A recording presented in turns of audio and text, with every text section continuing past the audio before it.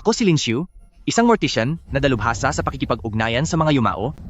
Pero ngayong araw, nag-apply ako sa isang pribadong museo bilang part-time na night security guard. Dahil sobrang laki ng offer nila, $10,000 bawat araw. Bakit mo sinunog? Sinunog ko. Dahil yun lang ang paraan para maging epektibo ang kontratang ito. Mr. Lin, maligayang pagdating sa pangsyam na pribadong museo.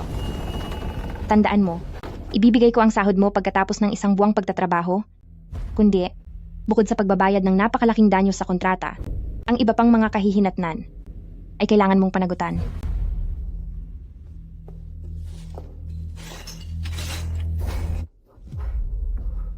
Ano ito? Iyan ang huling night security guard. Tao, paano magiging ganito ang sinapit ng isang tao? Ang madayang babaeng kapitalista na ito, gusto niya sigurong takutin ang mga tao pagkatapos pumirma para lang kumita sa pambayad sa paglabag sa kontrata, di ba? Kahit bilang isang mortician, hindi ko pa nakita ang ganitong klaseng sinapit. Mag-aalas na. Kailangan ko nang umalis. Sana ay tumagal ka man lang ng 2 araw.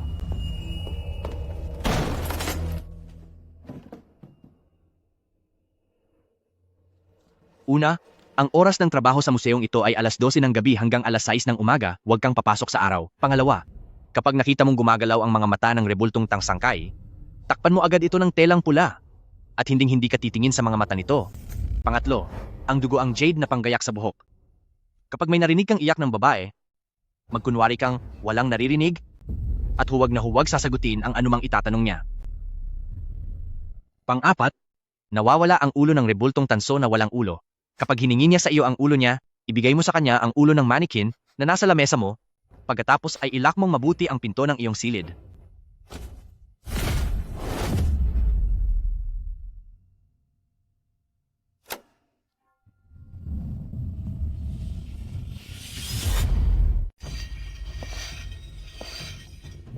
Tingnan nga natin kung sino itong nananakot dito. Isa akong embalmer. Kahit ang mga katawang nagkapira-piraso sa 8 bahagi, ay kaya kong tahiin ng mag-isa sa hating gabi. Anong nakakatakot na eksena ba ang hindi ko pa nakikita?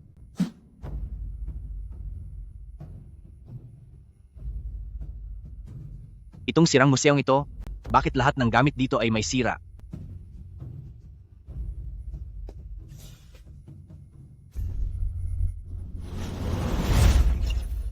Boss, may CCTV rito. Hindi ko po ito sinira. Huwag niyo pong babawasan ang sahod ko. Nakakairita ang pagkakadurog nito. Umaatake na naman ang pagiging maselan ko sa trabaho.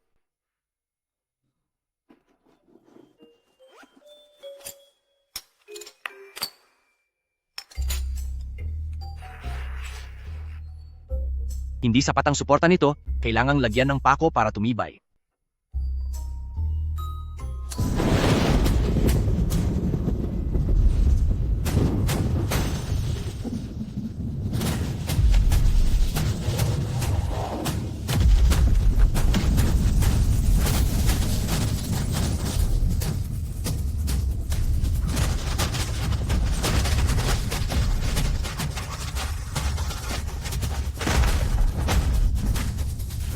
Formasyon.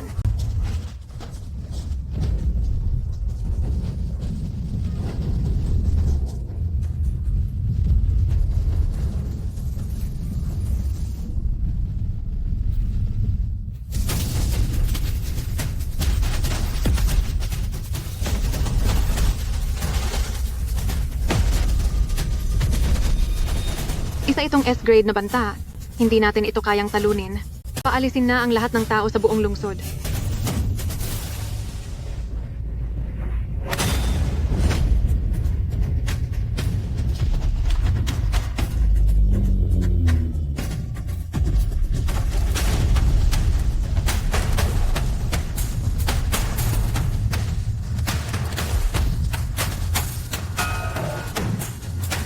Ito, anong klaseng kapangyarihan ito? Tagilid pa rin ng kaunti, hindi makatayo, kailangang lagyan ng bracket para maayos.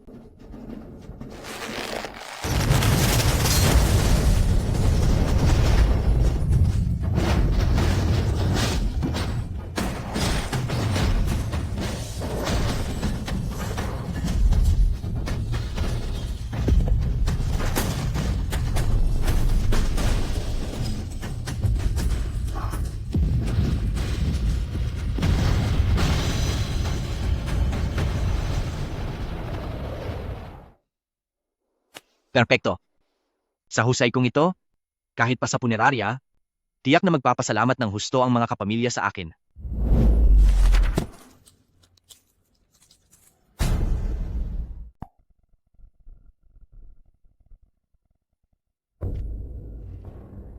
May tumusok na pako na may habang 100 metro. Ginapos ng kadenang mula sa kawalan. Isang kumpas lang ay tuluyan nang naglaho ang isang S-class na kababalaghan.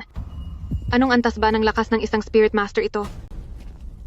Vice Kapitan, ang S-class na kababalaghan na si 8-armed Asura, talaga bang tuluyan na siyang nawala? Hindi. Ang kapangyarihan ng kababalaghan ay hindi nawawala. Nalilipat lang ito. Parang nung hindi mo sinasadyang maparusahan ng isang multo sa salamin, nakuha mo rin ang kapangyarihan nito. Ang kapangyarihan ng S-class na si 8-armed Asura ay malilipat din sa kung sino man ang tumapos sa kanya. Sino kaya ang tumapos sa 8-armed Asura kagabi?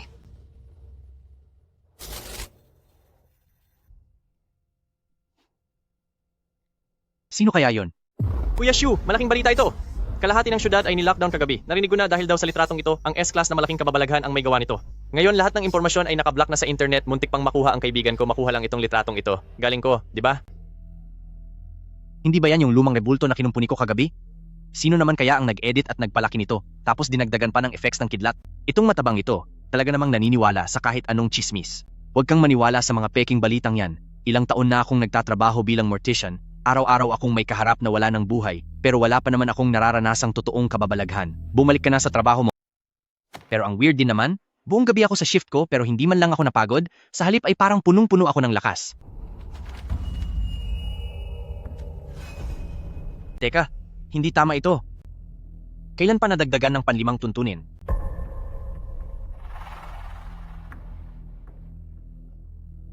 Siguro ay may nakakaalam na, naayos ko na, yung rebultong yon, kaya pinasok nila ito kagabi para magdagdag ng rule, para masisi nila ako.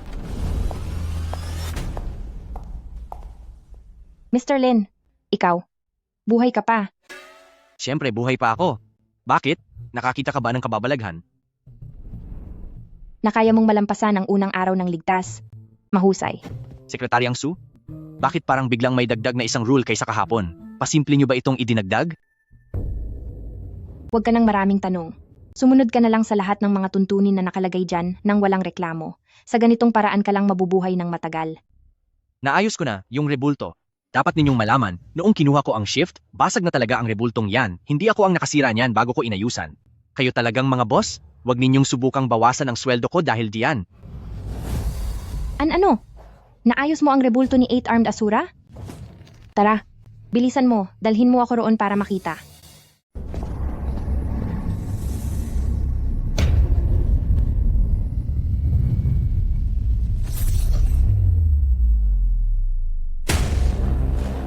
Ikaw, talaga bang nagawa mo ang 8 brasong Asura at tuluyang naibalik sa dati? Siyempre naman, bata pa lang, mayroon na akong pambihirang talento. Ano man ang sirang bagay, isang tingin ko lang, agad nang pumapasok sa isip ko. Ang orihinal nitong anyo.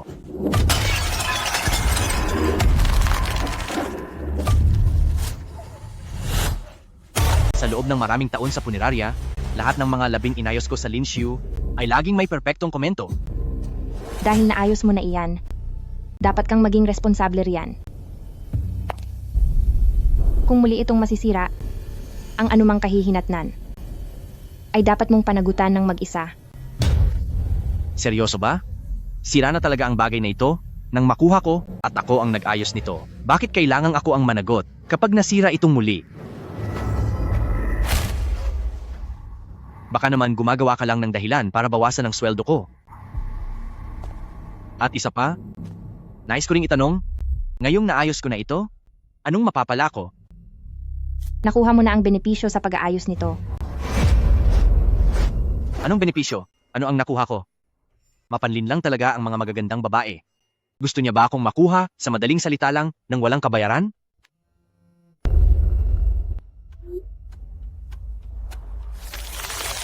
Ganito na lang. Bukod sa mga benepisyong nakuha mo na, nag-utos na ang boss. Sa bawat antigong gamit na maayos mo, bibigyan kita ng karagdagang $100,000. $100,000? Bawat isa? Senior Secretary Sue? Aba, ayos pala iyon. Dapat sinabi mo na agad na may bayad pala. Madali naman pala akong kausap. Kung ganoon ang usapan, Huwag kang mag-alala. Basta tama ang bayad, kayang-kaya kong ayusin ang lahat ng antigong gamit dito sa museum niyo. Sisiguraduhin kong magmumukhang bago ang lahat.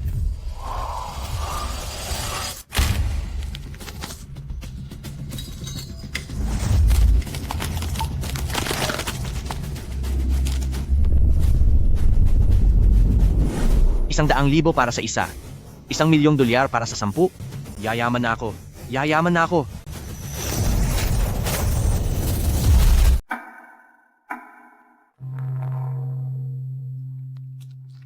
Magsisimula na naman ang panibagong night shift. Bukod sa pagbabantay ngayong gabi, makakaayos pa ako ng isa pang antigong kagamitan.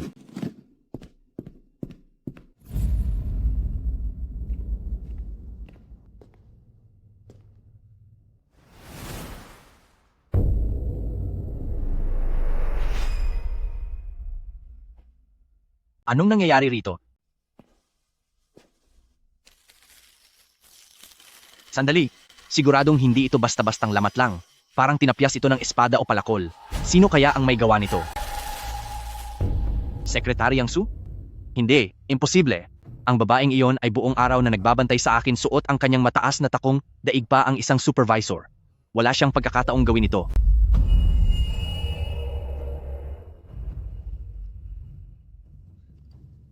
Bahala na, aayusin ko na lang muna ito.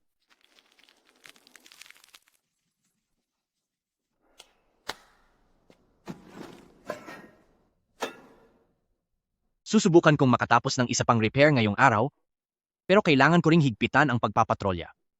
Huwag lang talaga silang magpapadakip sa akin.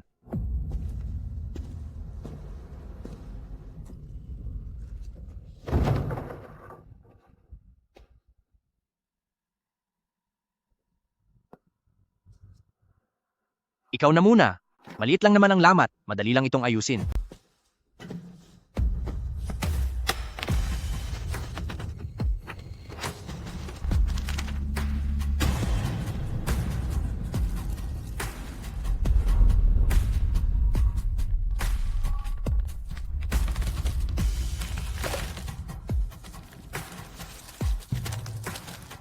Pagkatapos nito, panibagong $100,000 na naman.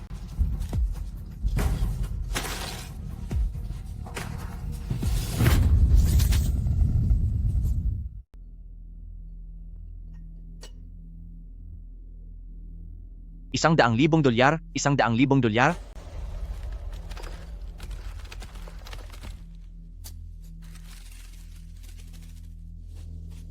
$100,000, $100,000.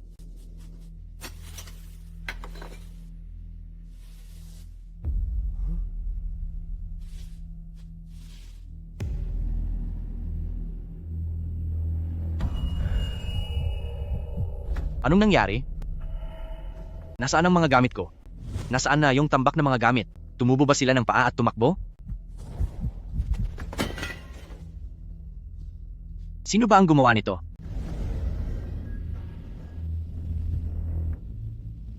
Nahanap din kita.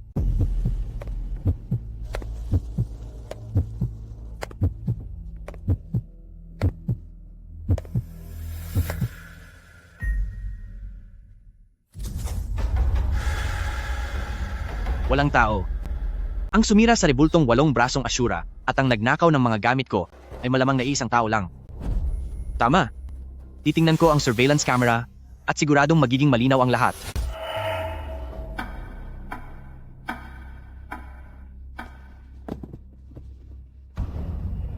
Pang-anim na panuntunan. Bago ka mag-ayos ng isang artifact, siguraduhin mo munang tingnan ang reaksyon ng iba pang artifact sa paligid nito. Sino naman kaya itong nagpapanggap? Mag-aayos lang ako ng artifact? Kailangan ko pa bang makuha ang opinyon ng ibang nasa paligid? Ang ibig mong sabihin ay ang ibang artifacts ang nagnakaw ng mga gamit ko? Kalokohan. Paano magkakabuhay ang isang tumpok ng kinalawang na bakal? Siguradong may gumagawa nito ng palihim. Huwag mo lang hahayaang mahuli kita. I-check ko ang camera para malaman na ang katotohanan.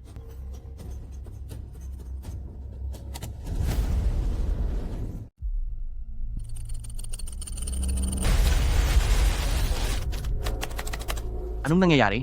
Nawalan ng signal. Posible bang May nag-ayos din sa CCTV?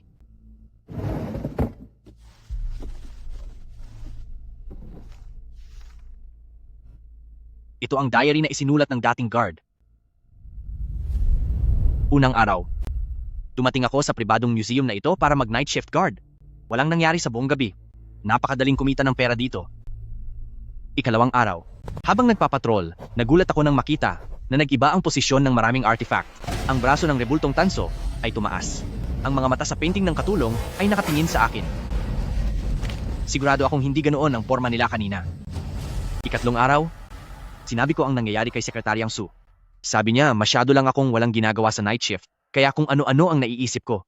Sinabi niya sa akin na kung wala rin naman akong magawa, ayusin ko na lang ang mga sirang artifact at bibigyan pa niya ako ng malaking halaga. Ika-4 na araw. Dahil sa pera, sinimulan kong ayusin ang lumang salaming tanso na may sira. Pero, ayaw nilang maayos. Nang gabing iyon, isang tansong espada ang biglang lumipad mula sa lalagyan, muntik nang masagi ang ulo ko, muntik nang tumama sa ulo ko. Naintindihan ko na, hindi ko dapat inayos ang bagay na iyon. Habang nakatingin ako sa salamin, ang mga daliri ko ay nagsimulang tumigas at naging puti, mga parang porselana. Ako, nagiging bahagi na ako nito. Kung paniniwalaan ang nakasulat sa diary, ang mga puting pira-pirasong porselana sa lobby ay ang dating security guard. Sa ganitong paraan, parang nagkakaroon na ng linaw ang lahat, kabilang na kung bakit nanakaw ang mga gamit ko, pero parang napaka-imposible naman nito.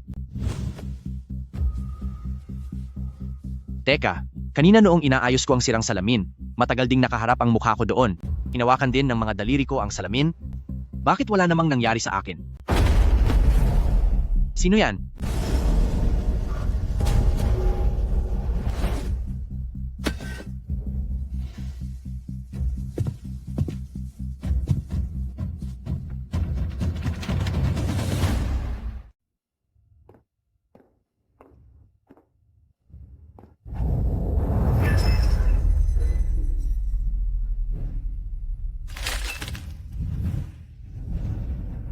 Sino ang may gawa nito? Bago ka mag-ayos ng isang artifact, kailangang tingnan mo muna kung ano ang reaksyon ng mga artifact sa paligid nito.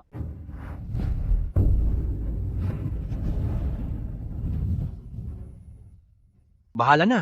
Aayusin ko muna itong tansong salamin ngayong araw.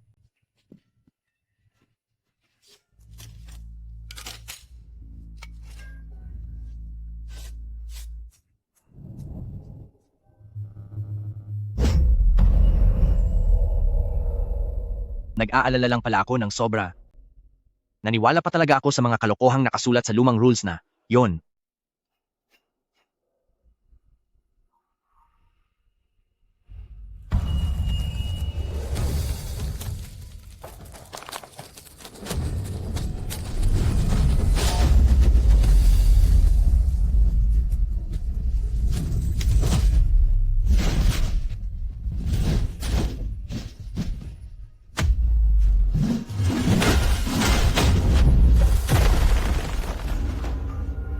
Gumagalaw nga talaga ang artifact na ito.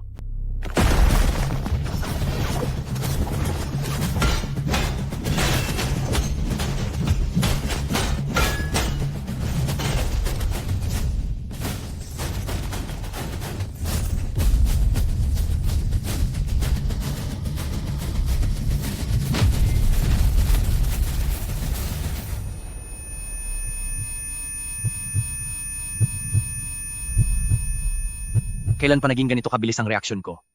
At pati na rin ang lakas na ito. Parang kasing lakas ko na si Superman? Kaya naman pala pakiramdam ko, kaninang umaga, ay punong-puno ako ng lakas. Hindi ito guni-guni lang.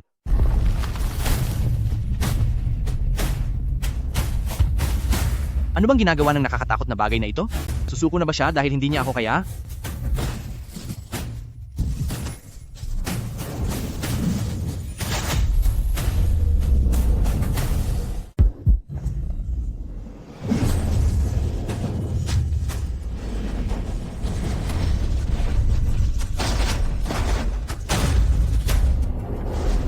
Pwede pala ang ganito?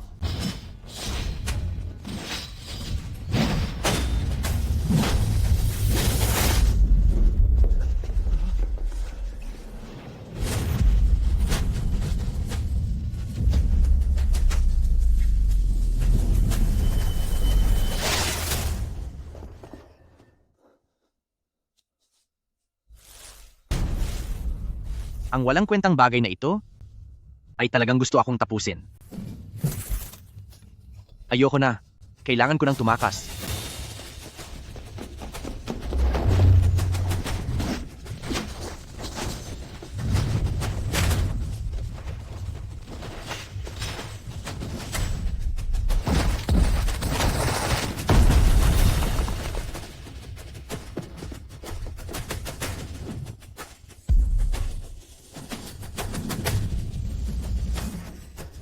Museo ba ito o bahay na haunted?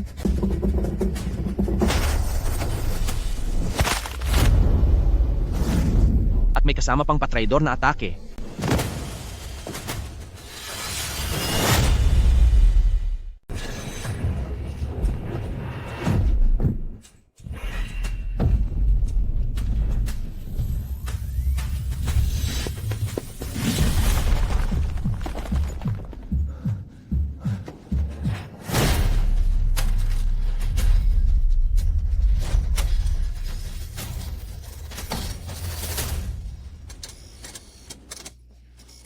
Sa wakas, hindi na sila humahabol.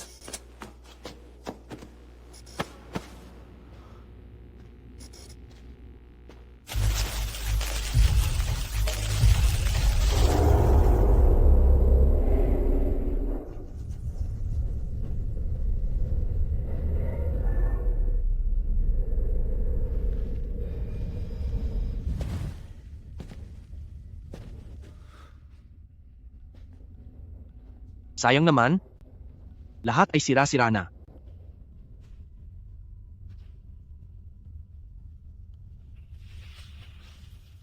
Lubay Duan.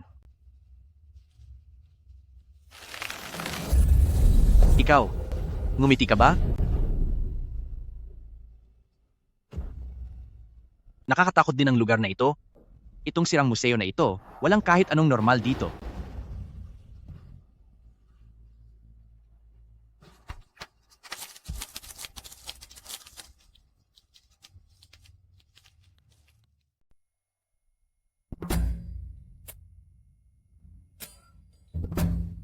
Hindi nga ba? Sa loob lang ng isang gabi, gumaling na agad ang mga sugat ko? Anong klaseng paghilom ito? Tao pa ba ako?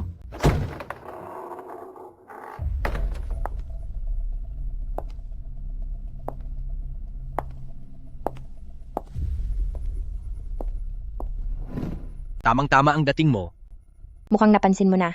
Hindi ito basta-bastang museum lang, di ba? Ang mga lumang kagamitan na iyon ay gumagalaw, nagnanakaw, at nananakit paggamit ang espada. Hindi ito trabaho ng isang night shift guard.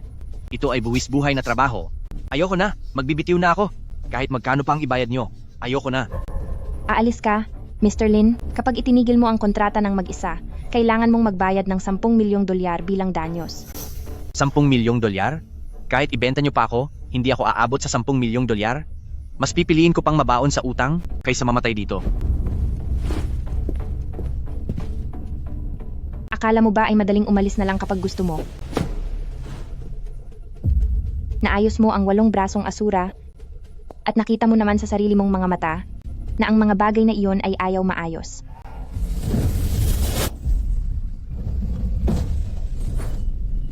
Hanggat narito ka, nag-aalangan pa silang kumilos. Pero kapag umalis ka, paniguradong susundan ka nila. Kung mananatili ka rito, matatakot pa sila sa iyo. Pero kung aalis ka, susunod sila sa pag-alis mo.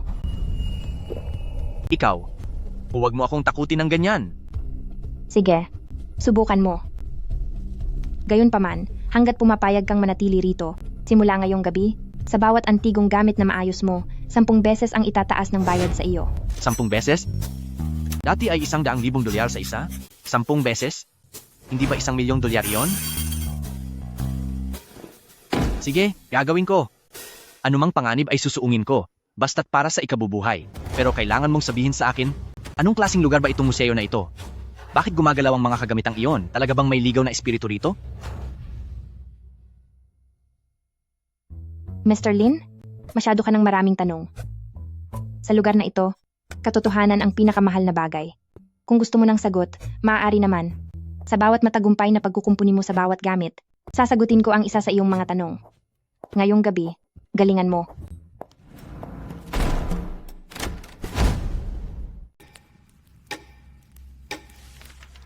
Ang pangpitong utos. Ang guard area ang tanging ligtas na lugar. Hindi ko alam kung malugod kanilang tatanggapin. May lumabas na naman na bagong patakaran?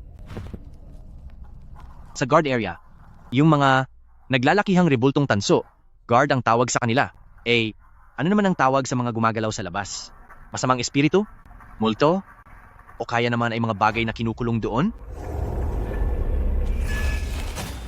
Tungkol naman kung malugod nila akong tatanggapin, nagtago na ako doon kagabi at walang nagtaboy sa akin. Kaya sa tingin ko ay tanggap nila ako. Kapag may nangyaring hindi maganda mamayang gabi, tatakbo na lang ako agad doon. Kahit hindi ko alam kung paano lumitaw ang mga alituntuning ito, mukhang totoo naman ang lahat ng sinasabi nito. Dahil mayroon na akong matataguan, oras na para gawin ang trabaho. 4. Nawawala ang ulo ng rebultong tansong walang ulo. Kapag hiningi niya ang kanyang ulo, ihagis mo ang ulo ng manikin na nasa ilalim ng mesa at pagkatapos ay ilock ang pinto ng working area. Ang rebultong walang ulo, mukhang madali lang itong ayusin. Ito ang aayusin ko ngayong gabi. Noong nagtatrabaho pa ako bilang embalsamador, nakakakita ako ng mga katawang wala ng ulo dahil sa aksidente. Hindi ba gumagamit din naman ako ng plaster o clay para gawan sila ng kamukhang kamukha para sa pamilya?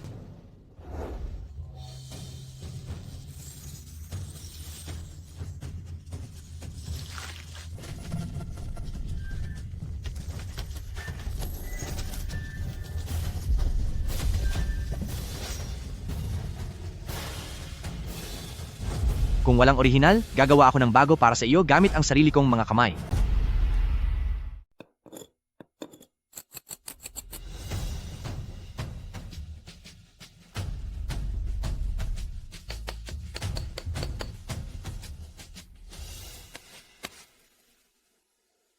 Sa wakas, nagtagumpay din.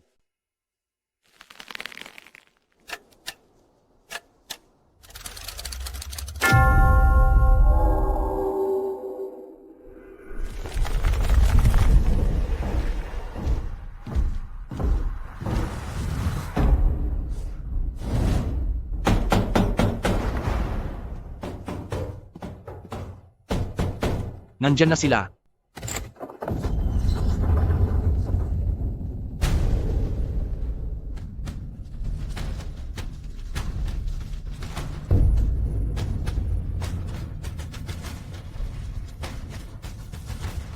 Hintay lang.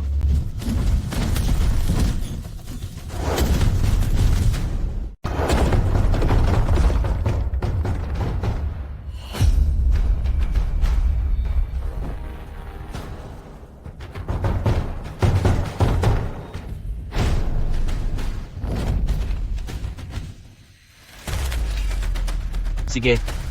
Gusto mo ng hustisya, di ba? Wala na? Yung orihinal, pero gumawa ako para sa'yo ng talagang kaparehas nito.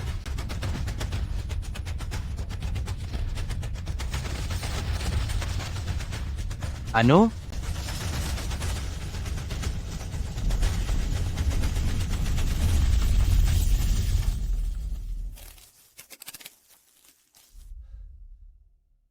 Perpekto. Pumasok na ang $1,000,000.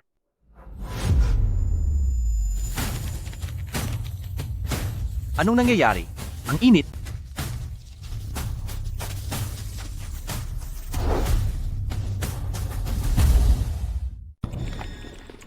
Nawalan kami ng ugnayan sa A Group. Bumagsak na rin ang depensa ng B Group. Ang C Group, wala ng buhay ang lahat ng miyembro ng C Group. Nasaan ang katawan ko?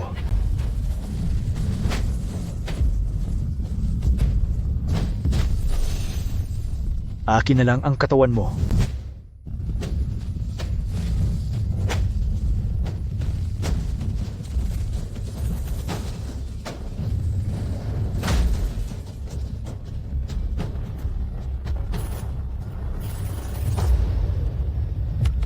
Sa loob ng nakalipas na 72 oras, tumaas ng 3 beses ang mga kakaibang insidente sa buong lungsod at ang pinakamapanganib sa mga ito ay kinumpirmang may codename na Tansong Ulo. Hanggang ngayon, wala na ang headquarter ng 3 A-level guardian, 7 B-level guardian. Isang ulo pa lang iyan, pero S-level na ang lakas nito. Hindi lang iyon maaari, kundi kumpirmado na. Kapag nahanap nito ang kanyang katawan, wala nang lunas ang maaaring mangyaring sakuna.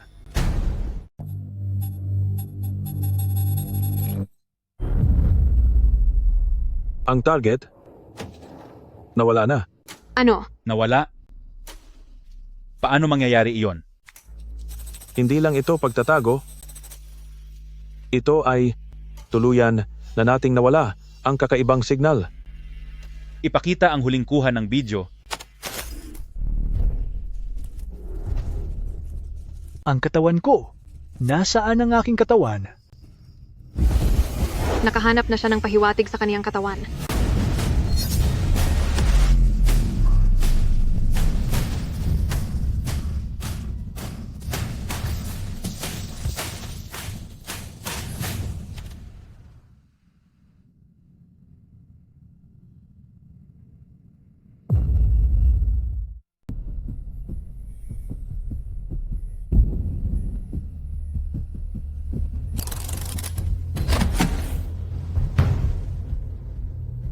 Totoo. Naging isang walang buhay na bagay na ito.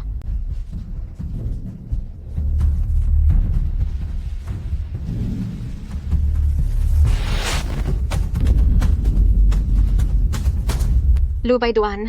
Sino ba iyon? Siya ang nagpanday nito. Ibig bang sabihin na yung S-class anomaly na ito ay sadyang ginawa ng isang tao? Imposible. Bukod sa tanso na ulo na ito, ang kaniyang katawan ay hindi pa nahahanap. Huwag mong kakalimutan, posibleng isa pa itong S-class anomaly. Agad na kolektahin ang lahat ng impormasyon tungkol sa pangalang Lu Baiduan, tungkol sa pangalang iyan. Imbestigahan ang pinagmulan ng kakaibang insidenteng ito.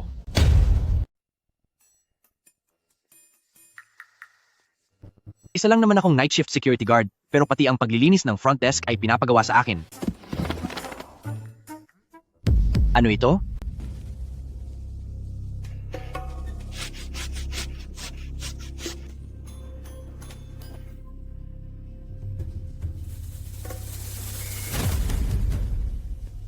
Sandali. Ang babaeng ito? Ito si Sekretaryang Su? Bakit parang ang litratong ito ay sobrang luma na?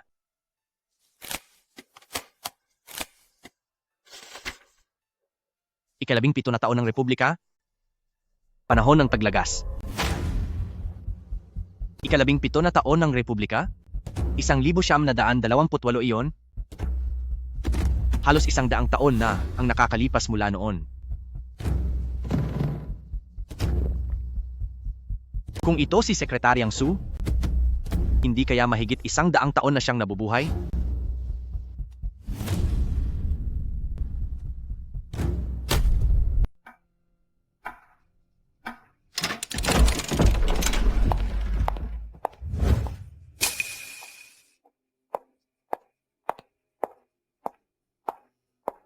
Hoy, Sekretaryang Su, magandang umaga.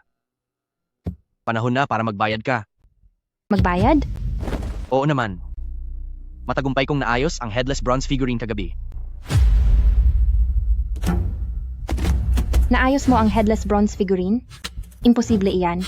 Ang 8 brasong asura ay may lamat lang sa katawan, kaya may mga pirasong pwedeng pagdugtungin. Pero ang ulo ng headless bronze figurine ay tuluyan nang nawala.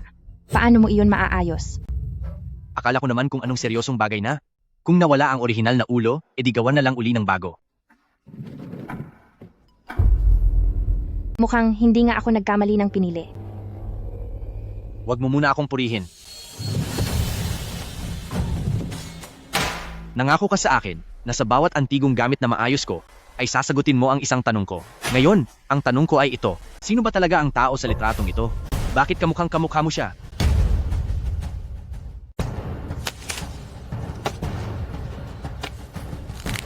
Taong 1927, halos 100 taon na ang nakalipas. Ito, lola ko ito. Maganda ang genes sa aming pamilya, kamukha ko lang ang lola ko. Ano bang ipinagtataka mo? $1,000,000 ay ipapasok sa card mo sa tamang oras. Kailangan ko nang umalis dahil may gagawin pa ako.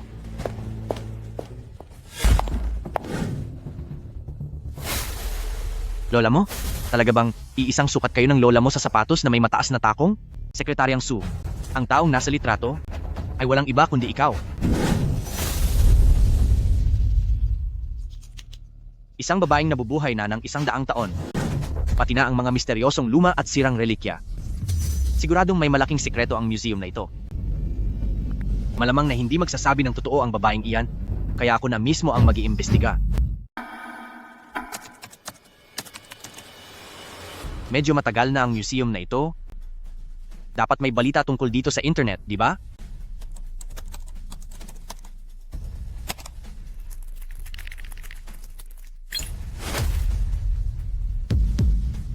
Kahit isang bakas, wala. Gayong nasa gitna ito ng syudad.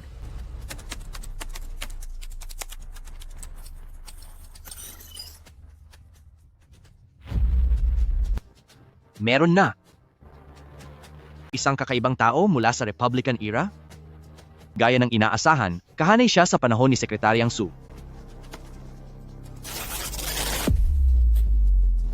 Wisit. Nandito lang yon kanina. Bakit nabura agad sa loob ng isang segundo?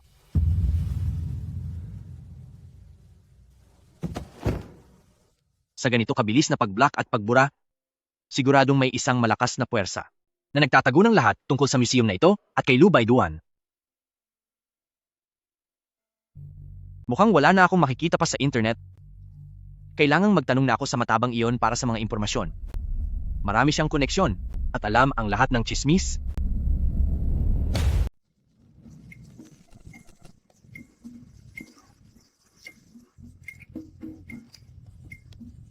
Kuya Shio, ilang araw ka na rin hindi mahagilap. Tinanggihan mo pa pati ang mga trabaho sa punerarya? Anong klaseng negosyo ba ang pinagkakaabalahan mo para yumaman? Naghahanap lang ako ng part-time sa night shift. Pangzi, makinig ka sa payo ko. Walang maidudulot na mabuti sa iyo kung marami kang malalaman. Sus, nagpapakamisteryoso ka pa. May tatanong ako sa iyo. Iyong litrato ni Walong Brasong Asura na sinend mo sa akin noong isang araw, sigurado ka bang hindi iyon edited para lang mangasar? Kuya Shio, maaari mong laitin ang katawan ko, pero huwag na huwag mong lalaitin ang intelligence network ko. Totoong-totoo ang litratong iyon. Kuya Shio, tingnan mo, ano ito? Isa rin itong kababalaghan, nakalalabas lang. Bagamat agad itong ipinagbawal at binura sa buong internet, ngunit dahil mabilis ang kamay ko, na-screenshot ko agad.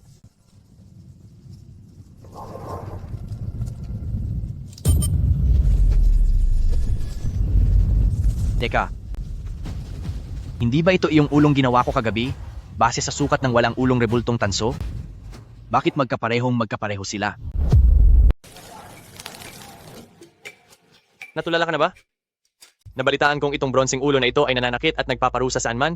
Palaging isinisigaw na kailangang mahanap ang kanyang katawan. Maraming buhay na ang nawala. Hindi nga nagsinungaling sa akin si Sekretaryang Su? Pagkaalis ng museo, siguradong may malaking gulo. Oh, anong nangyari pagkatapos? Saan napunta ang bagay na yon? Yan ang hindi mo alam, di ba? Nagpadala ang mga opisyal ng Spirit Suppression Bureau at ang ulong ito ay tuluyan ng naparusahan at nakulong na. Spirit Suppression Bureau? Anong klase ang organisasyong iyan? Kuya Shio, sa tamang tao ka nagtanong yan. Ang Spirit Suppression Bureau ay isang sikretong departamento na binuo ng pamahalaan na dalubhasa sa paghawak ng mga madalas na pangyayari sa buong bansa na maging ang siyensya ay hindi maipaliwanag, mga kakaiba at mahiwagang kaganapan. Nabalitaan ko na parami ang mga misteryosong kaganapan, kulang na ang mga tauhan ng Spirit Suppression Bureau. Kaya naghahanap sila ngayon sa buong bansa ng mga taong may espesyal na kakayahan. Dahil ang Spirit Suppression Bureau ang dalubhasa sa mga mahiwagang kaganapan at sila rin ang nakahuli sa bronseng ulong iyon, siguradong sa loob ng kanilang mga file ay may mga impormasyon tungkol sa pangsyam na pribadong museo at tungkol kay Lu Baiduan. Basta't makapasok ako sa Spirit Suppression Bureau, tiyak na malalaman ko ang mga detalye tungkol sa museong iyon. Pangzi, may kakilala ka ba sa loob ng Spirit Suppression Bureau? Gusto ko ring sumali.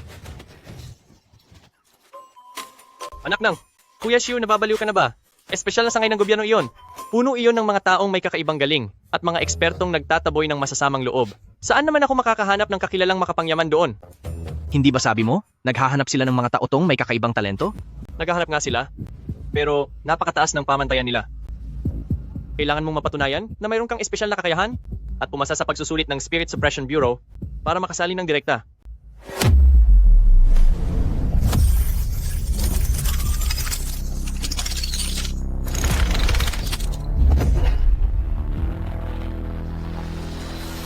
espesyal na kakayahan? Matuturing ba itong isa?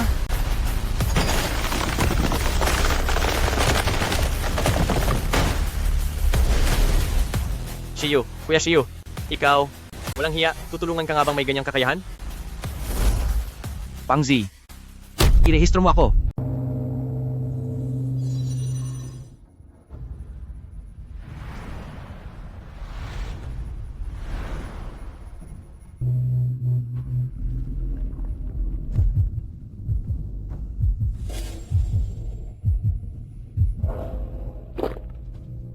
Sa loob ng orasan na iyon, parang may kung anong nilalang na nakatingin sa atin. Hindi ako makahinga simula nang dumating ako rito. Ano ba talaga ang tinitingnan sa pagsusulit ng Spirit Suppression Bureau?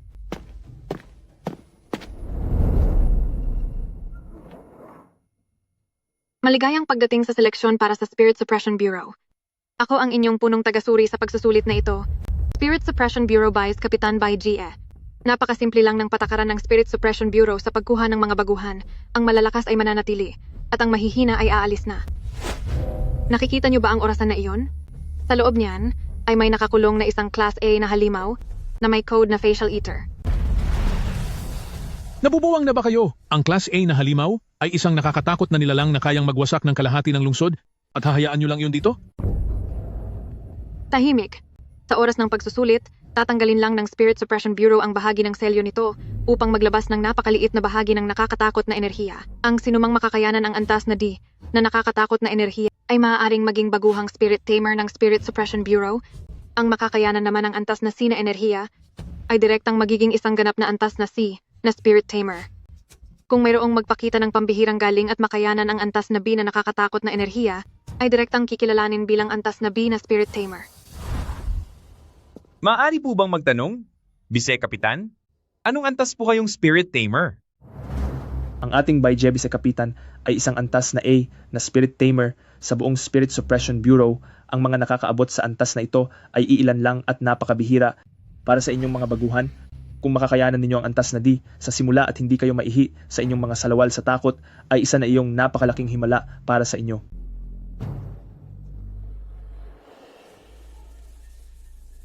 Antas na A na Spirit Tamer? Sa pakinggan ng sinabi niya, ang antas na A ay mukhang pinakamataas na uri na ng mga eksperto.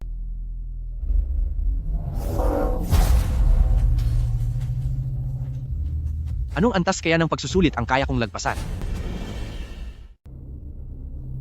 Magsisimula na ang pagsusulit ngayon.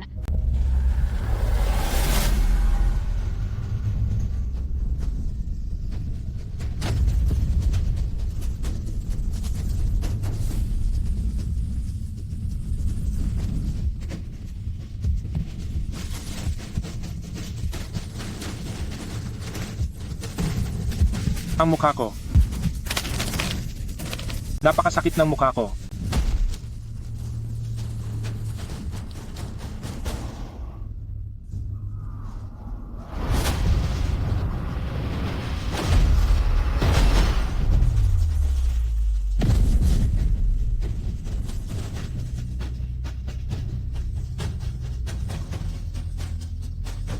Mukhang papasa ako sa pagsusulit ng walang problema.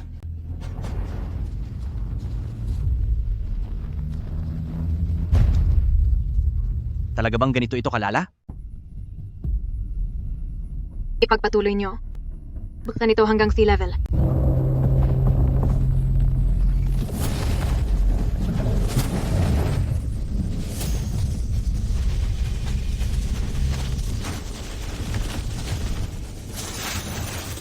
Ako, may nakita ako.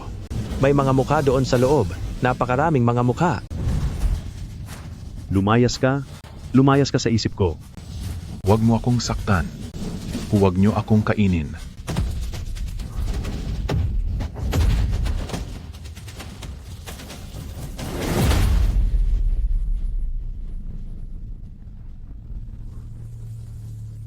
Iyan na ang hangganan nyo.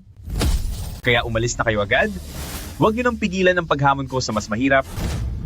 Itaas na ang hirap nito hanggang B level. Itaas ang level sa level B. Sigurado ka ba? Sigurado ako.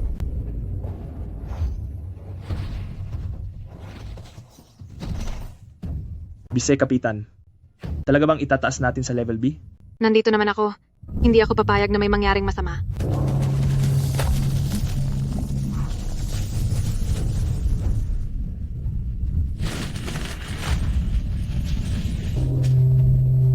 Ibigay mo sa akin ang mukha mo. Ang perpekto ng mukha mo. Hayaan mong kainin ko yan. Nagugutom na ako.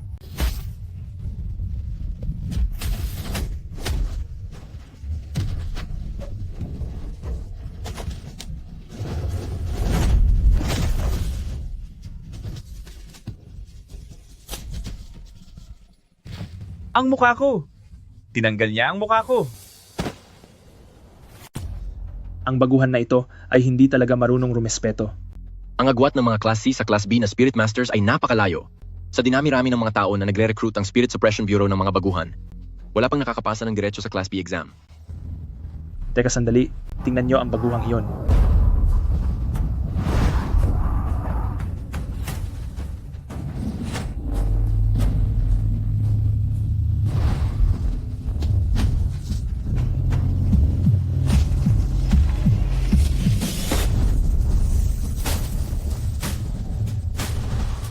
Nako, hindi. Nasira na ang selyo. Ang puntirya niya ay ang baguhan. Lahat kayo umurong.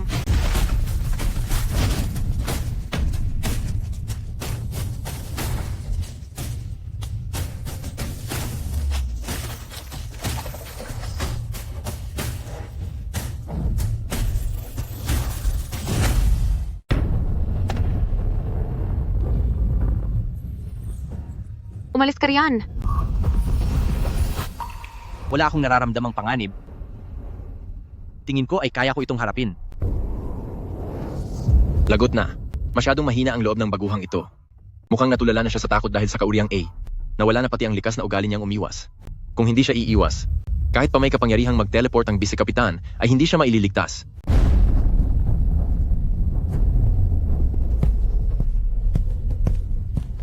Tigil.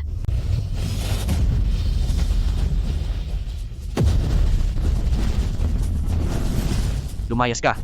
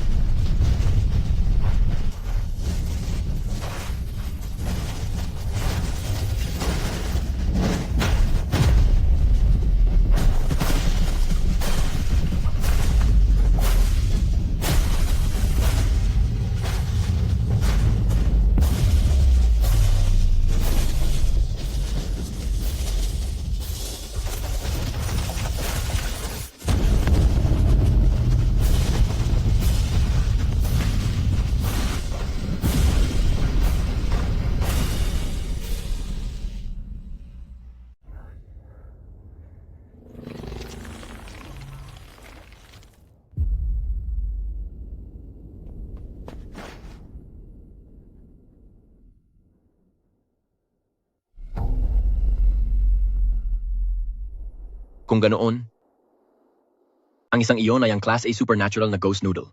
Isang baguhan lang ang tumalo sa kampana at sa halimaw ng sabay. At ginawa niya iyon sa isang tirada lang.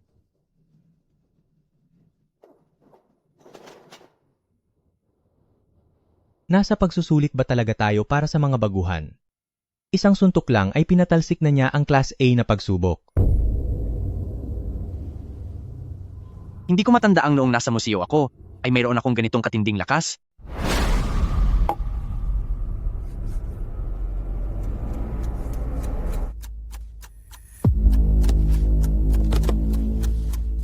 Lin Xiu, congratulations sa iyo. Naipasa mo na ang rookie evaluation at opisyal ka ng kabilang sa Spirit Suppression Bureau. Nagkaisa ang pamunuan ng Spirit Suppression Bureau na kilalanin ka bilang isang Grade A Spirit Master.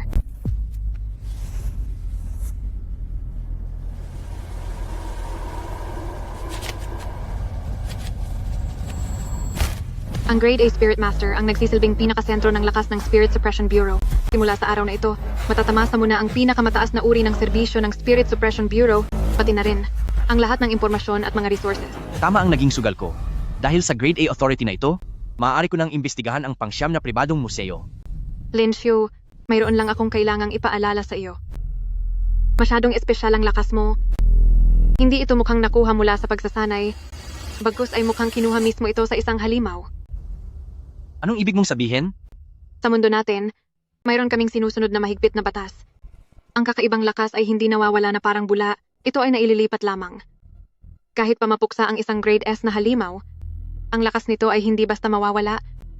Sa halip ay direktang mapupunta ito sa taong tumapos sa kanya.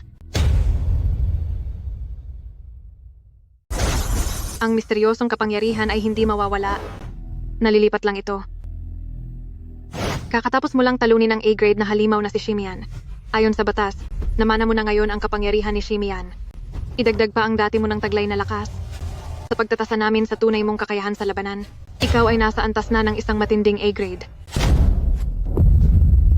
Kapag tumalo ng halimaw, makukuha mo rin ang kapangyarihan nito? Mula nang maayos ko ang 8 brasong asura at ang headless bronze figurine, nagkaroon na ng pagbabago sa katawan ko. Ibig bang sabihin na yung 8 brasong asura at pati ang headless bronze figurine ay mga halimaw din? Pero ang problema, hindi naman ako nagtatapos ng mga halimaw.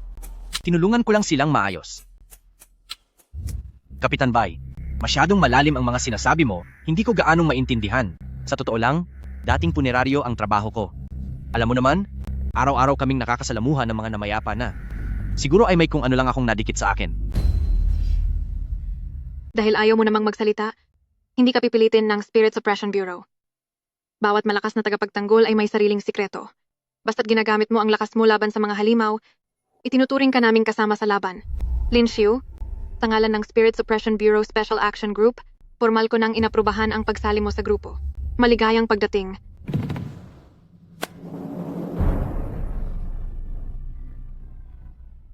Salamat sa tiwala.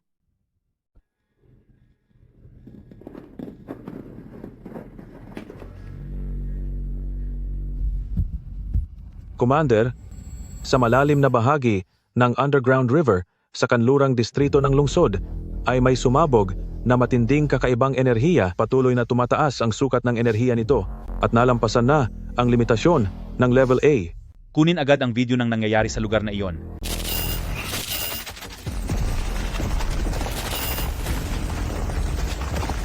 Ang paunang codename nito ay kinalalang Rusty Iron Centipede.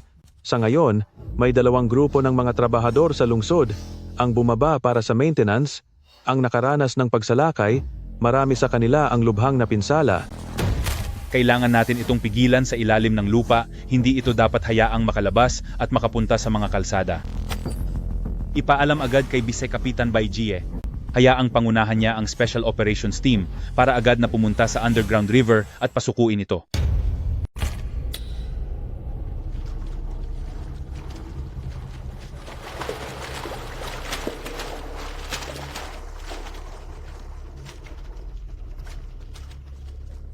Dapat sana, dumadaan ang mga bago sa kahit kalahating buwan man lang na training, bago sumalang sa mga operasyon. Pero dahil apurahan ang sitwasyon natin, at maliwanag naman na hindi kita pwedeng tratuhin na parang ordinaryong baguhan lang. Sana ay maintindihan mo. Naintindihan ko po. Pare, totoong laban na ito. Isang tunay at mapanganib na A-class na nilalang ang kaharap natin. Hindi ito kasing dali ng mga pinapractice nyo sa pagsasanay. Siguraduhin mong hindi mangangatog ang tuhod mo mamaya.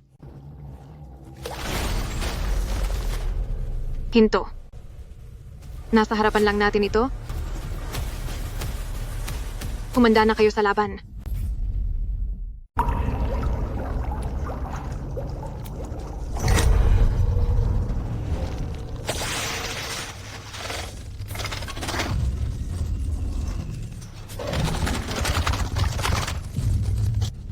Pumuwesto na kayo.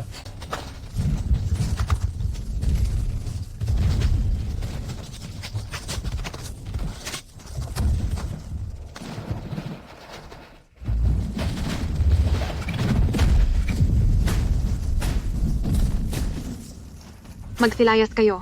Sige po.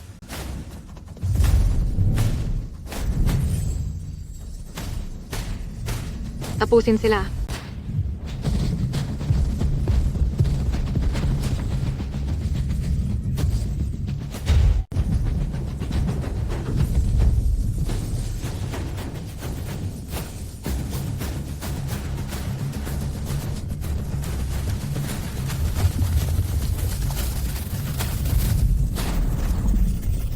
Linshu.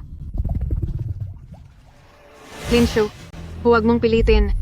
Napakalakas ng pag-atake nito.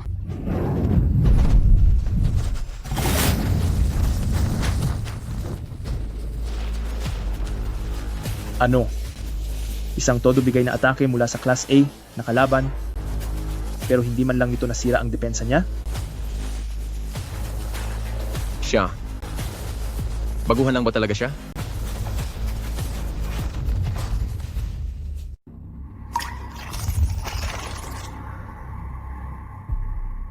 Tapos ko na kayong talunin. Gusto niyo nang umalis? Ako naman. Lumabas ka.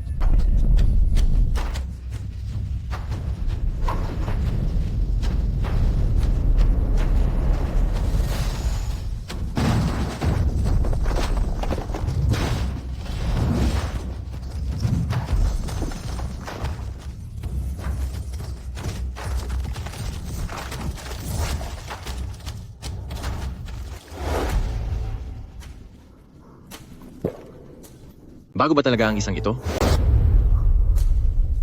Bakit parang mas nakakatakot pa siya kaysa sa mga halimaw?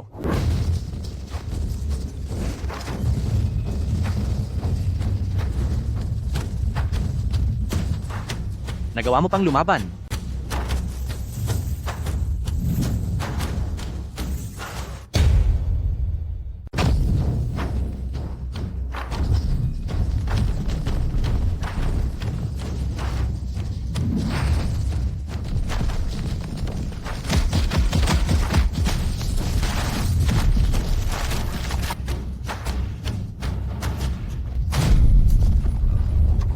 Madurog ka.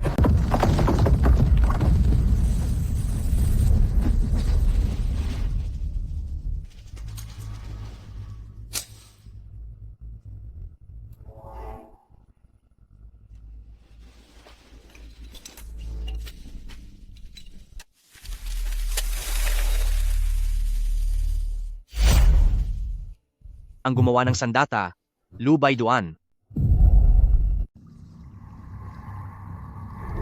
Lu Baiduan. Iyong tanso na rebulto ng tagapangalaga? Pati na ang Class A, nakakaibang nilalang dito sa ilalim ng ilog, ano ba talaga ang ugnayan niya rito?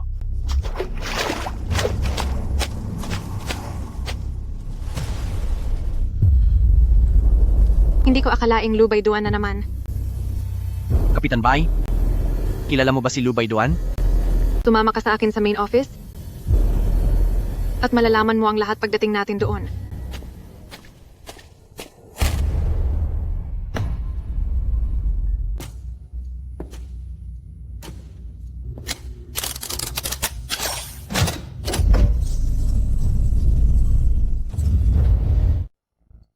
Tingnan mo ito.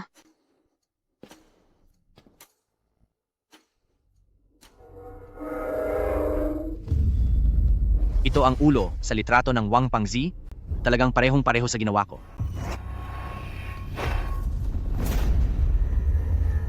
Hindi ko pa ito nakita dati kung ano ang itsura ng orihinal na ulo ng estatwang tanso na walang ulo. Nagkataon lang ba ito? O ano ang nangyayari? Anong nangyayari sa iyo? Nakita mo na ba ito? Hindi, wala po. Pakiramdam ko lang ay masyadong kakaiba ang itsura nitong tansong ulo. Ito ang S-level na kakaibang nilalang na tinalo sa isang atake ng isang misteryosong espiritu tagapagpaamo, gaya ng A-level na alupihan kanina. Sa katawan din ito, ay nakaukit ang pangalang ito. Kapitan Bai? Sino ba talaga ang Lu Baiduan na ito? Base sa impormasyong nakalap ng Spirit Suppression Bureau sa ngayon, si Lu Baiduan ay isang misteryosong tao na aktibo noong panahon ng Republika. Sinasabing isa siyang napakahusay na manggagawa, na may mga kamay na kayang kumontrol ng balanse ng mundo at magbigay buhay sa mga bagay na walang kaluluwa.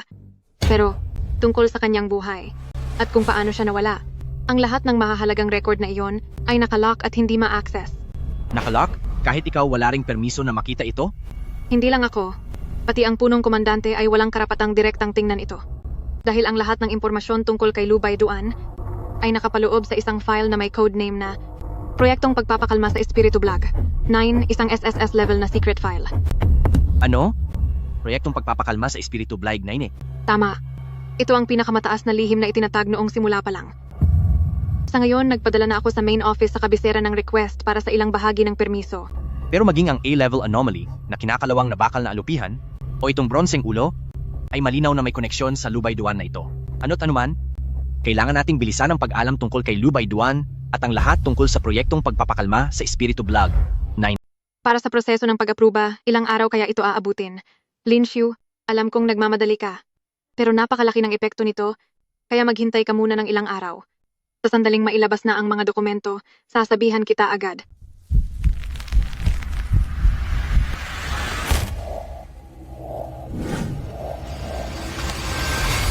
Ang pangsiyam na pribadong museo at proyektong pagpapakalma sa Espiritu Blyg 9, parehong may mga salitang ikasiyam na numero at may malalim na koneksyon sa Lubay Duan. Ibig bang sabihin nito? Ang punong-puno ng mga sira at mahiwagang kagamitan na pangsyam na pribadong museo ay may iba pang pagkakakilanlan? Lin Xiu, naririnig mo ba ako?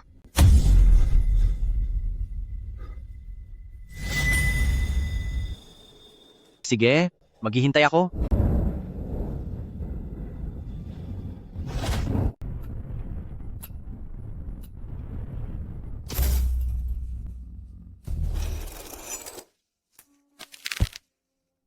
Ngayong gabi, aayusin ko pa ang isang antigo at pagdating ng bukas ng umaga, gagamitin kong panakot ang pagtigil sa pag-aayos para pilitin si Sekretaryang Su na magsasabi na ng totoo. Kung maglalakas loob pa siyang gumamit ng mga kasinungalingan tungkol sa lola noong 100 taon na ang nakakalipas, talagang hindi ko na itutuloy ang trabahong ito.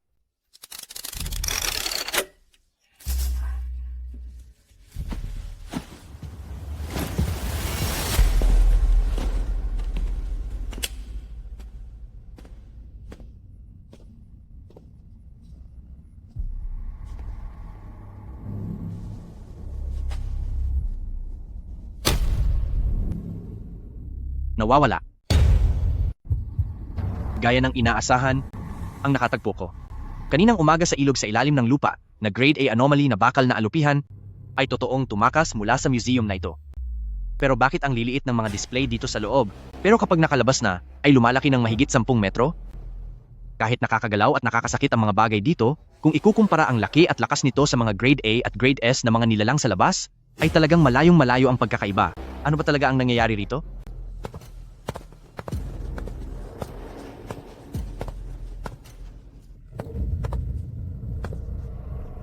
Isa, dalawa, tatlo.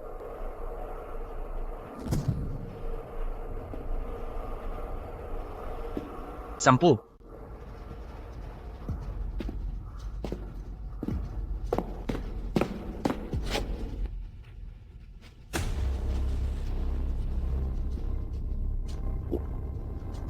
Mayroong mahigit 30 bakanting lalagyan na may nawawalang mga label.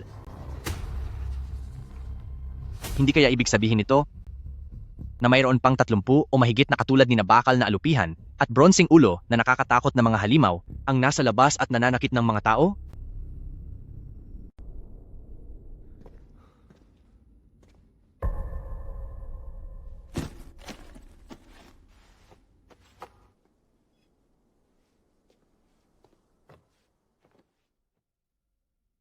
Aayusin ko na ito ngayong gabi.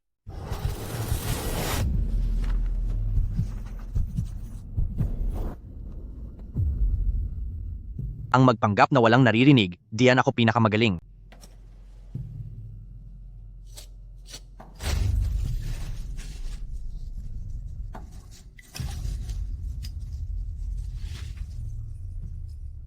Nakikita mo ba ako?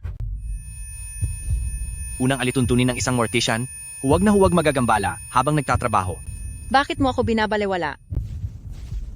Maaari mo ba akong tulungan? Sumagot ka.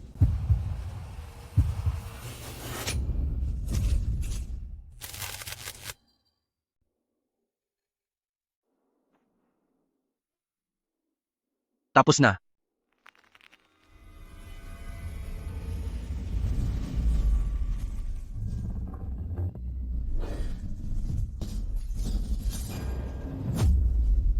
Narinig ko, itong mga antigong gamit na ito ay tila mga buhay na tao May naririnig akong mahinang paghinga.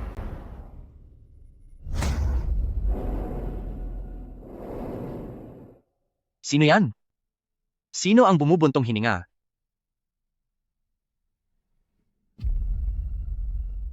Bakit parang naramdaman ko na itong museo ang bumubuntong hininga?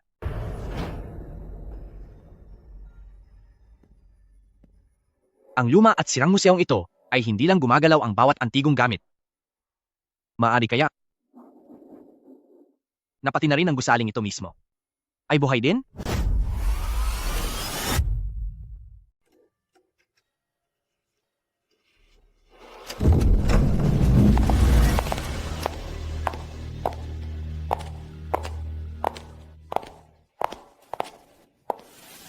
Sekretaryang Su, may naayos na naman akong isang artifact. Salamat po sa pagod nyo. Ang $1,000,000 na bayad sa pag-aayos, ayon sa napag-usapan natin ay, ipapasok po namin sa card nyo mamaya. Dapat lang na hindi mabawasan ang pera, pero hindi lang pera ang kailangan ko. Base sa napag-usapan, kailangan mo ring sagutin ang isang tanong ko. At dapat totoo ang isasagot mo. Huwag mo na akong lolokohin ng mga kwento tungkol sa litrato ng lola mo. Kung magsisinungaling ka sa akin, kahit isang salita ngayon, sinisiguro ko sa iyo na kahit magkano pa ang ibayad mo sa hinaharap, hindi ko na aayusin ang kahit anong gamit sa museo na ito. Ano ba ang gusto mong malaman? Saan ba talaga galing ang museong ito? Ano ba talaga ang koneksyon nito kay proyektong pagpapakalma sa Espiritu Bligdat? 9. Paano mo nalaman ang tungkol kay proyektong pagpapakalma sa Espiritu Blige? 9? Wala ka na doon. Ngayon, sabihin mo sa akin ang totoo. Dahil alam mo na ang pangalang iyan, sasabihin ko na sa iyo. Ang pribadong museong ito ay sa totoo lang ay isa palang libingan. Libingan? Pangsiyam na pribadong museo. Iyan ang proyektong pagpapakalma sa Espiritu Bleg. 9. Libingan. Libingan nino yan? At paano naman si Lubay Duan? Sino ba talaga si Lubay Duan? Anong papel ang ginagampanan niya? Mr. Lin, dahil nagsinungaling ako sa inyo noon, bilang pambawi sa pagkukulang ko, sinagot ko na ang 2 tanong ninyo. Kung ano ang museo na ito, pati na rin ang koneksyon nito sa proyekto. Pero sunod-sunod na 5 tanong agad ang itinanong ninyo. Sekretaryang Su, huwag mo akong idaan sa ganyang rason. Ang patakaran ay patakaran. Kung gusto ninyong malaman kung kaninong libingan ito, o kung sino si Lubay Duan. Ngayong gabi, ipagpatuloy ninyo ang pag-aayos nito.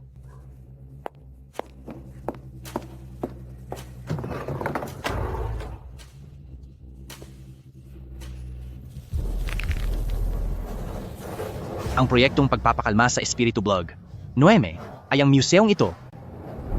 At isa pala itong libingan. Pero sa loob nito, sino ba talaga ang nakahimlay?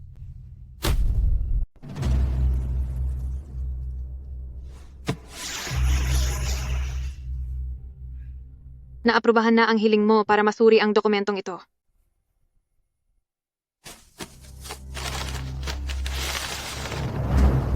Sa wakas nakuha ko rin. Anong nangyayari dito?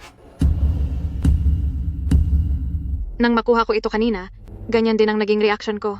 Ang dokumentong ito ay kulang. O kaya naman, sadyang binura ang mga ito. Naiintindihan ng ating mga superior, ang hirap nating imbestigahan ang sunod-sunod na misteryosong pagsabog kamakailan at alam din nilang malaki ang kinalaman nito sa Project Number 9 Ghost Ceiling. Ngunit, nakipag-ugnayan na ang nakatataas sa mga kasama dati sa Project Number 9 Ghost Ceiling.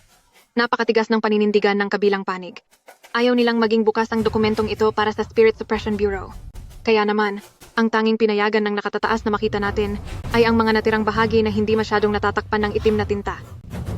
Mga kasama sa Project Number 9 Ghost Ceiling? Proyekto pa ito noong unang bahagi ng pagtatatag ng bansa o noong panahon pa ng Republika. Kung buhay pa ang mga taong nakilahok doon, ilang taon na kaya sila sa ngayon?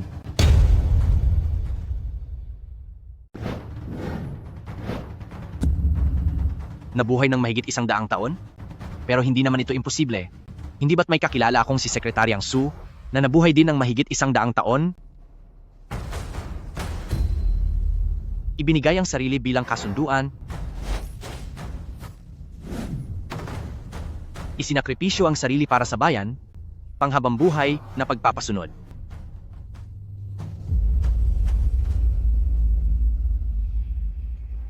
Ano ba talaga ang ibig sabihin nito? Sandali. 14 na tao. Bakit 14 na tao?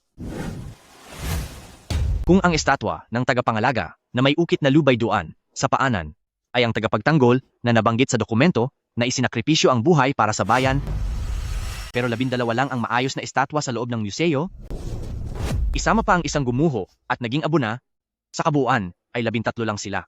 Nasaan ang ika-14 na tao? Linshu, hinihinala ko na si Lubay Duan ay isa sa 14 na lumahok sa pangsyam na ghost suppressing project.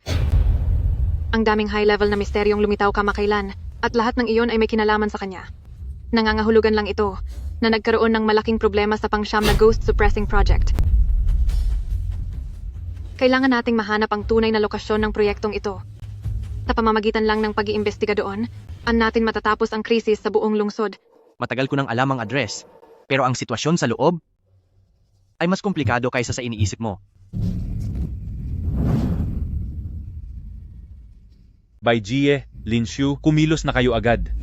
Sa isang sinaunang libingan na hinukay kamakailan sa labas ng lungsod, may sumabog na kakaibang enerhiya. Nakulong sa ilalim ng lupa ang grupong ipinadala ni Spirit Suppression Bureau at hindi pa malaman ang lagay nila.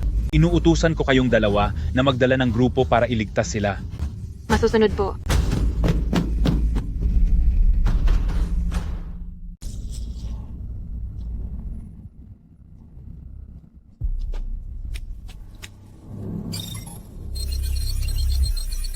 Gulong-gulo na ang magnetic field.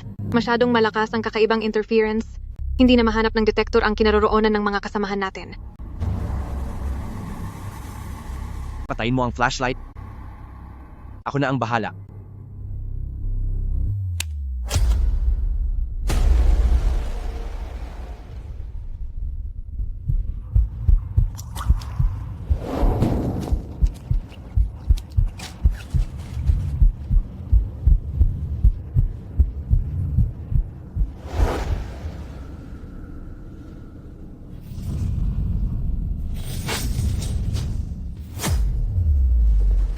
Naroon sila, sa direksyon ng 9:00, mga 300 metro mula rito, pinapaligiran na sila ng kalaban.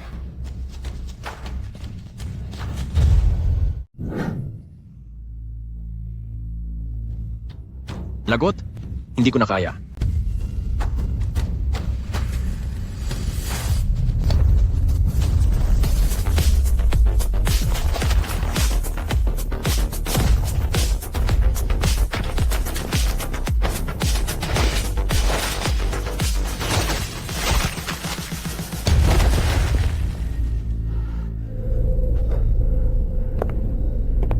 Team Leader Bai, Linshu, sa wakas ay dumating na kayo. Tingnan ninyo ang pader na ito.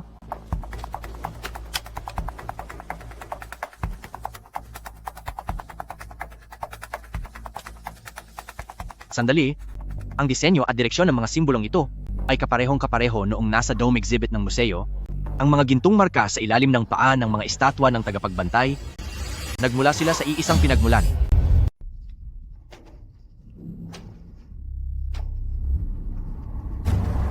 Dito sa lugar na ito,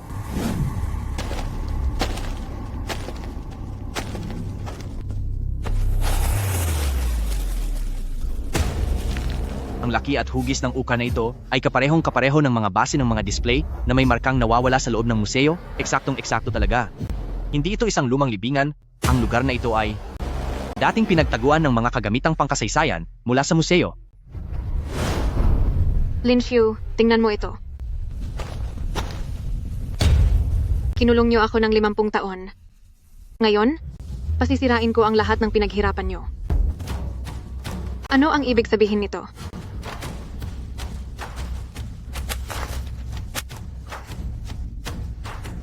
Ang mga ito ay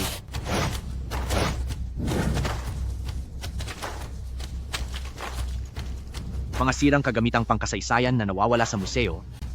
Bakit ang mga ito nagkalat dito? Ang taong ito ay siguradong may kinalaman kay pangsiyam na pribadong museo, mukhang malalim ang ugnayan nila at baka may kaugnayan pa sa mga nawawalang kagamitang pangkasaysayan. Deputado, itong dalawang bagay na ito, maaari ko bang hiramin ng panandalian? Hihiramin mo itong dalawang kagamitan mula sa museo? Opo, malaki ang maitutulong ng dalawang ito sa akin. Pero sa ngayon, ay hindi ko pa pwedeng ipaliwanag. Dahil sa napakalaki ng naitulong mo sa operasyon na ito, ako na ang bahalang magdesisyon, hinahayaan kitang kunin ang dalawang bagay na ito. Maraming salamat po.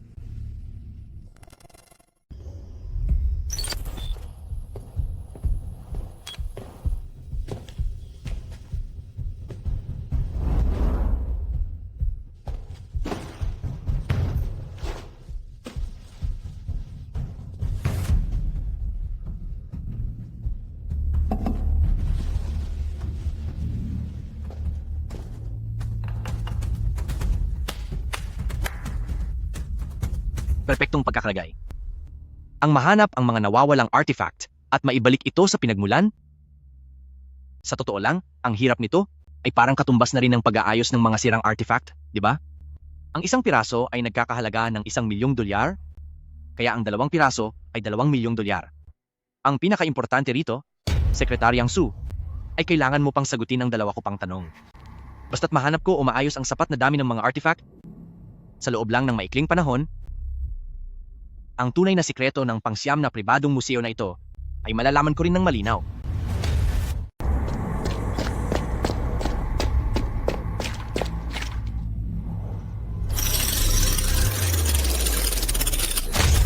Nawala na naman siya.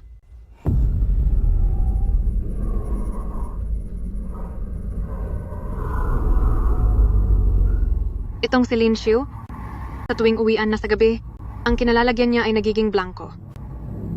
Malinaw na sinusundan ko ang kalsada na dinadaanan niya, pero bakit tuwing naririto na sa paligid ng lumang kalsada? Ang buong pagkatao niya ay parang bigla na lang naglaho, at kahit anong gawin ay wala akong mahanap na kahit anong bakas. Pagkasali niya sa Spirit Suppression Bureau, agad niyang ginamit ang Level A na autoridad para imbestigahan si proyektong pagpapakalma sa Espiritu Bli. 9. Taglay ang ganoong klaseng katakot-takot na kapangyarihan, pero nakakapagtaka na wala siyang alam tungkol sa mga misteryosong batas. Lin Xiu, sino ka ba talaga?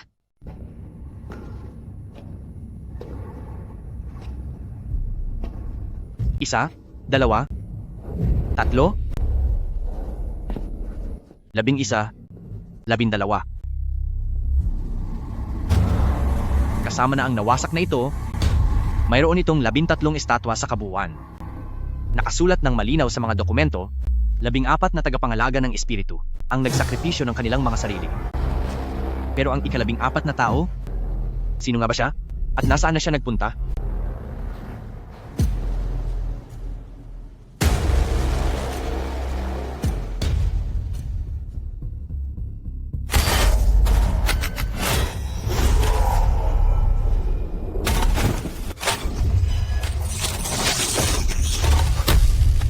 Ang lakas pa ng loob mong gumawa ng gulo?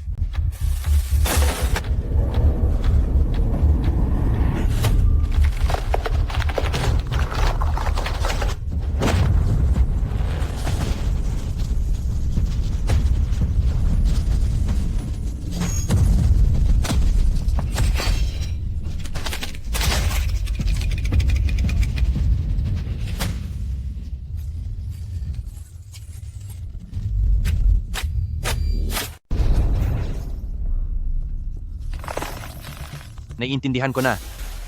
Kayong mga tagapagbantay, ay patuloy na inuubos ang inyong katawan at lakas para lang pigilan ang lahat ng mga nakakatakot na relikya sa museo na ito. Nadudurog ang iyong katawan dahil naubos na ang lahat ng iyong lakas. Ang rebultong iyon na gumuho, marahil ay nawala na rin ng tuluyan dahil wala na itong lakas.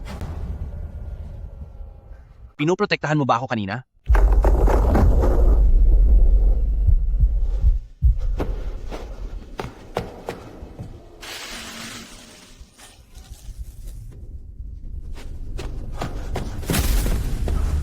Panday Lubay Duan, Maestro Zhou Tieju, magpapalayok ni Weng, manghahabi yung Jinyang, musikero Zhong Lisian, kaligrapo Mo Qiangqiu, manlililok ng bato Shibuyu, manggagawa ng Lakazusuming, manlililok ng Jade Bihen, Karpintero Ban Lusheng. Paggawa ng bakal, pagpinta, paglilok, paghahabi, sining ng lacquer, tunog ng alpha, kaligrafiya, pag-ukit ng bato, pag-ukit ng jade, gawaing kahoy, at paggawa ng palayok. Isang platero si Lubay Duan, kaya lahat ng mga kagamitang bronze dito sa museo ay gawa niya. Hindi kaya ibig sabihin nito na ang mga porselana ay ginawa ng magkukitang si Niweng? Ang mga larawan ng court ladies wearing flowers sa pader ay ipininta ng pintor na si Dan Qingzi? Ang jade na hairpin ng luha ng dugo naman ay nililok ng ukit hiyas na si Bihen. Kung ganoon, lahat ba ng mga antigo sa museong ito ay sila ang mismong gumawa?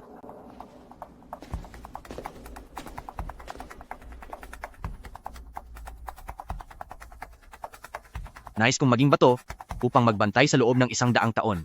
Para sa mga susunod, huwag kayong malungkot dahil wala kaming pinagsisisihan.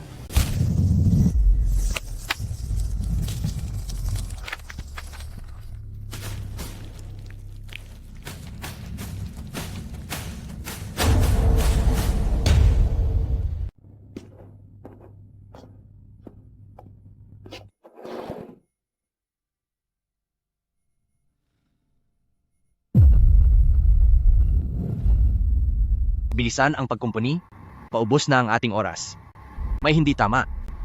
Ang mga paalalang biglang lumitaw sa panuntunan kanina, lahat ay nakasulat sa tipong pampalimbag. Pero ang mga sulat kamay ngayon, masyadong mabilis at magulo, halatang isinulat ito ng mabilisan gamit ang kamay. At pati ang kulay ay hindi tama. Mukha itong isinulat sa makulang tinta. Ano ka ba talaga? Grabe. Buhay ba ang librong ito? Naiintindihan mo pa ang mga tanong ko?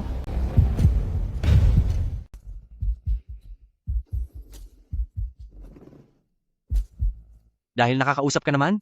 Sige. Tatanungin kita? Sino ba talaga ang gumawa sa iyo?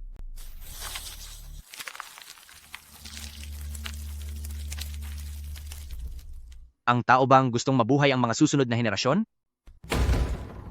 Kung ganoon ay sabihin mo sa akin, ano ba talaga ang silbi ng museong ito? Sino ba talaga ang nakaburol sa ilalim nito? Nasaan ang 14 na tagapagtanggol at nasaan ito?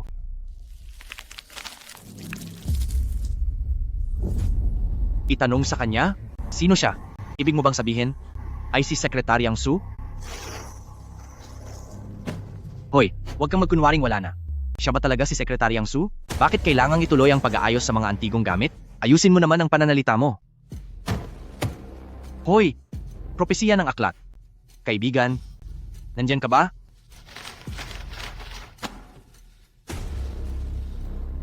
Wisit, kung kailan kailangan ay doon nawawala.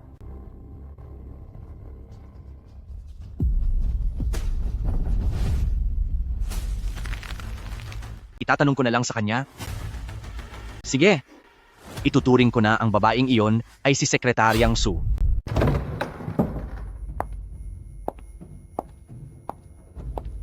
Sekretaryang Su, magandang umaga po. Sa tingin ko, hindi ka nag-ayos ng mga bagong artifact kagabi.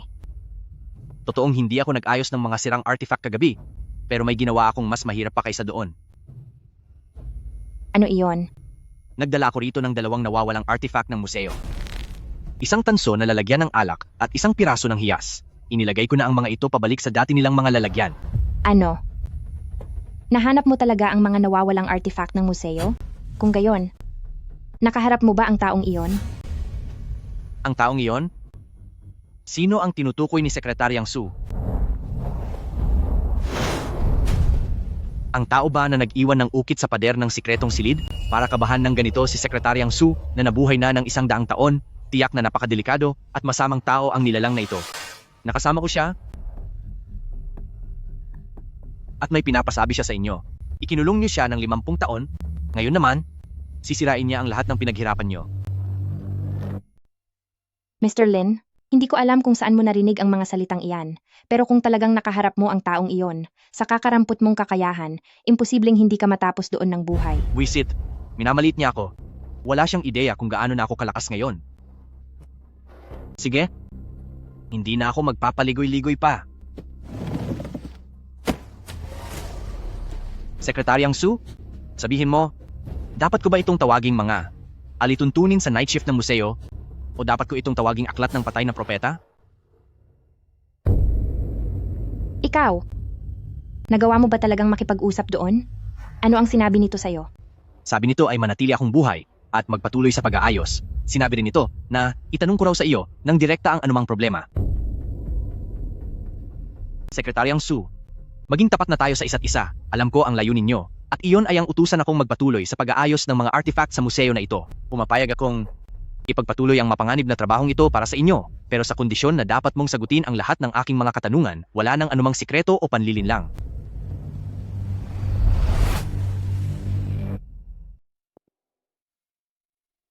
Dahil pati ito ay handa kang gabayan, tila tinanggap ka na talaga nito.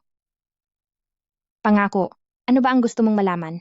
Basta't alam ko, sasabihin ko sa iyo ang lahat. Unang tanong, ang mga sirang antigong gamit sa museo na ito, ano ba talaga ang mga ito?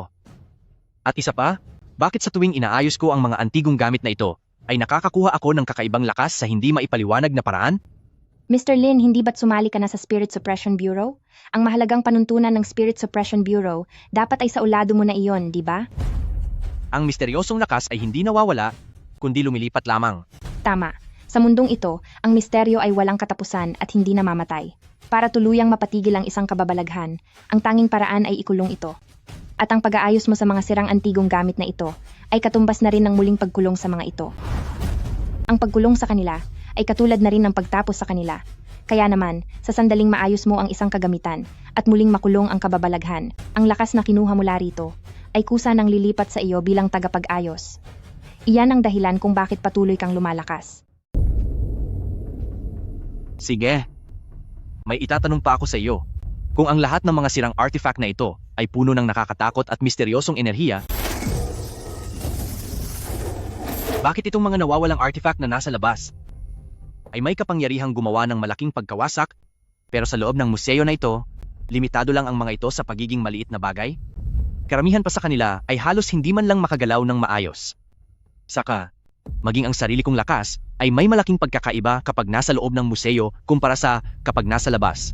Parang dito sa loob, ang kalahati ng lakas ko ay napipigilan. Dahil, iyan ang mismong dahilan kung bakit itinayo ang pangsiyam na pribadong museo, iyan ang pinakarason. Dito sa loob ng museong ito, lahat ng mga misteryosong kapangyarihan ay kailangang tuluyang masupil. Nasupil ang mga misteryosong kapangyarihan? Lin Xiu, naisip mo na ba ito ng mabuti? Bakit ang museong ito ay mayroon lamang eksaktong 5 pangunahing bahagi? Ang Bronze Area, Jade Area, Calligraphy at Painting Area, Ceramics Area, at Terracotta Warriors Area. Mayroon bang espesyal na kahulugan ang mga ito? Dahil ang disenyo ng 5 exhibit na ito ay base sa pinakamataas na pormasyon ng Taoismo na mapa ng True Forms ng 5 sagradong bundok at itinayo ayon dito. Ang museo mismong ito ay isang napakalaki at makapangyarihang pormasyon na nagbubukod sa langit at lupa.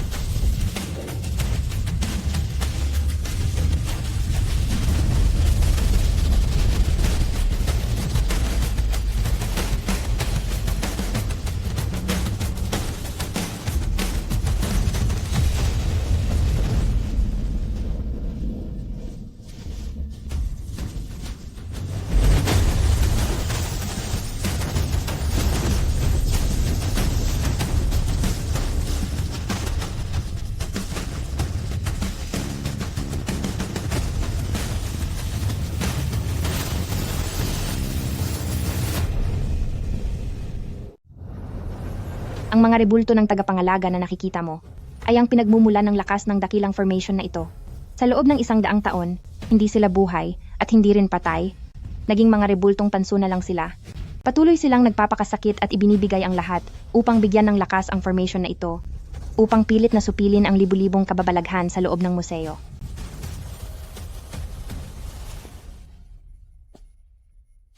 Linshu, ngayong alam mo na ang lahat. Muntik nang maubos ang lakas ng mga tagapangalaga at ang dakilang formation na ito ay hindi na magtatagal.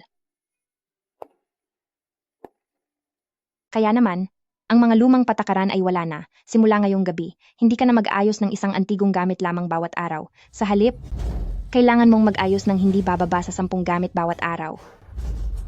10 bawat araw? Ano? Isinusugal ko ang buhay ko dito. Sabay-sabay nila akong dudurugin. Huwag kang mag-alala. Nandito ako at ang lahat ng mga tagapangalaga, kahit maubos pa ang huling hibla ng aming lakas, pati na ang mismong museo na ito, ay gagawin ang lahat para protektahan ka at tulungan ka. Linshu, wala na tayong oras. Parating na ang taong iyon. Dapat mong gawin ang iyong buong makakaya sa pinakamabilis na paraan upang matapos ayusin ang lahat ng gamit sa loob ng museong ito sa lalong madaling panahon. Sa patuloy na pag-aayos mo, mas lalong lalakas ang kapangyarihan mo. Hanggang sa makuha mo ang lahat ng lakas mula sa 12 tagapangalaga at maging pinakamalakas na exorcist sa panahong ito. Sa ganoong paraan lamang, mapapalitan mo sila at tuluyang matatapos ang bangungot na ito na tumagal ng 100 taon.